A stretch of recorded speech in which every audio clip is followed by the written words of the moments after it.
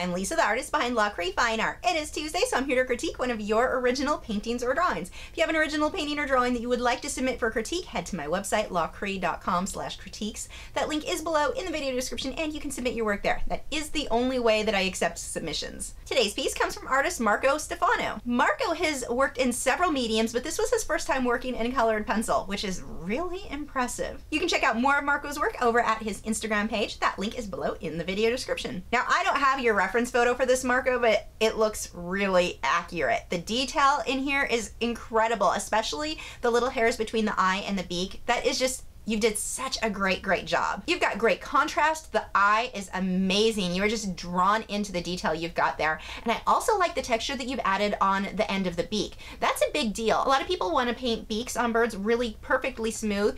And when you're getting this kind of detail, when you look closely at the beak, you can see there are ridges in there, and you've captured that perfectly. Your technique looks beautiful. It looks like you've gotten most of your blending done by burnishing, which is just applying a lot of pressure to the pencil and really jamming that pencil into the paper so that it blends out smoothly. If that is the technique you're doing, just remember to do any burnishing towards the end of your piece, because if you burnish too early, you'll flatten the paper, so you end up limiting how many layers of colored pencil you can add to the paper. Burnishing is a great way to blend. You just want to keep it for the end. On the shadow around the bird's face, you've got a grittier look, which normally I avoid in colored pencil, but I love the look here. I think it just works so well with the overall piece. If you did want a smoother look, you can blend with odorless paint thinner, or again back to burnishing, and I have a video showing you how to do that I'm just bringing up because you said you're new to colored pencil. Now, my main tip for this piece is on the positioning of the eagle. You've got him pretty well centered, but you've also got a large amount of space above his head, not to mention your signature on top of his head, which is probably not where I would sign this one. Now, in positioning your subject, where you position it on your paper will have such an impact on your viewer. Even if you get everything drawn amazing, the details exactly the same,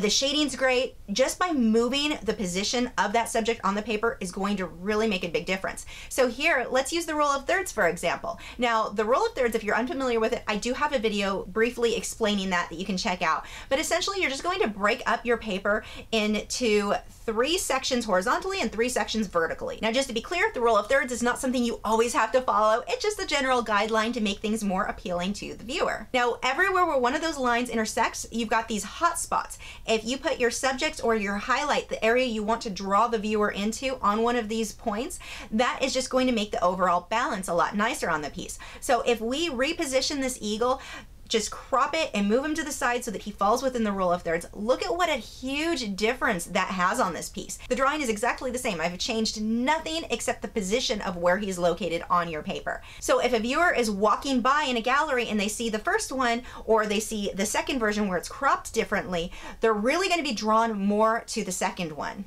You'll have exceptions to everything, but for the most part, the positioning on the second one is going to have a lot more impact. Marco, your work is amazing. I cannot believe this was your first time in colored pencil. You did a great job.